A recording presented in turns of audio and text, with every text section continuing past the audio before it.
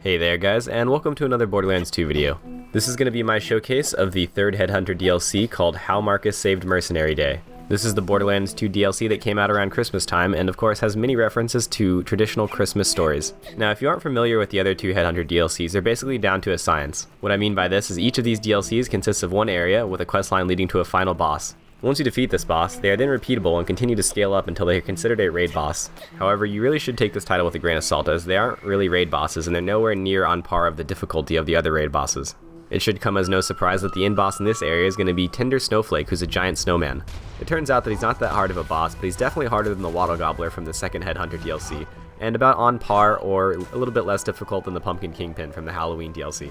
One noteworthy aspect of farming this guy is that the special chests that are dropped off by the train do respawn every time you kill him. So once you make your way to this area, run up and use the bells in order to summon the boss. It's almost like a mini Terramorphous summon. As for Tinder Snowflake himself, he's really easy to nuke down much like the Waddle Gobbler, so I'm not going to get too in-depth with the fight. His only real noteworthy attack is when he goes into the ground and attempts to charge you. He likes to do this attack a lot and it's really hard to dodge, and even if you do dodge it, he will do it again. I'm not sure how many times he'll do it before he stops, but I've dodged up to 3 times in a row and he still continues to try to charge me. The best possible thing you can do here though is to use decoys. Since I'm playing Zero, all I do is pop Deception mode and he'll run into my clone and then stop doing it. If you're playing on somebody like a Necromancer or Commando, I think the same concept applies. And if you don't have a way to use a decoy, you can simply tank it as well. As long as you're at full health and full shield, it won't kill you. Just make sure you have some way to heal up afterwards. His only other really interesting attack is the breath attack that he uses. He will shoot at a wide-range frost breath attack at you, and this applies a debuff that really messes with your aim. It's more annoying than it is dangerous. Some of the other numerous attacks he'll do is he'll attempt to hit you with his cane, he'll throw some explosive candy canes at you, he'll throw some snowballs at you, and he'll even attempt to golf some of these snowballs at you.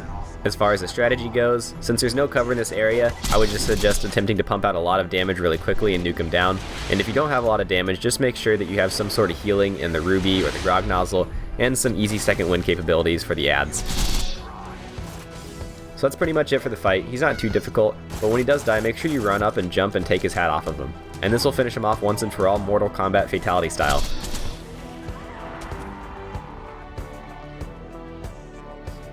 After you loot all the goodies, rather than saving and quitting immediately, make sure you run back into the town and the train will come out. Simply pull the lever on the train and it'll reveal all the loot. What I really like about these chests is that they're kind of special because they don't have anything else other than gear and weapons.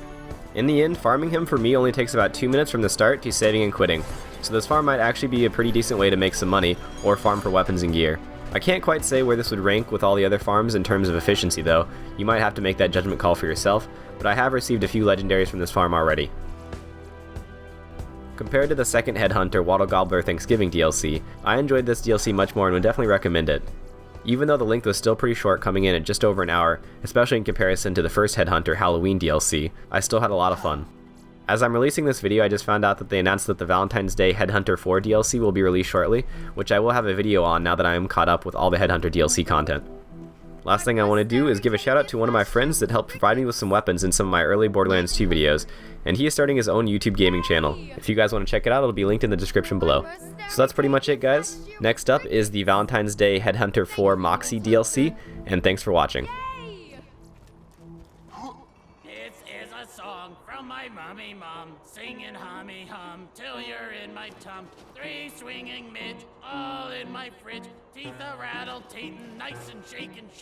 Soon my nasal spray will be 3 midgy fillets, warming up my tummy just like my mummy. Hello, who are you today tonight? Do you think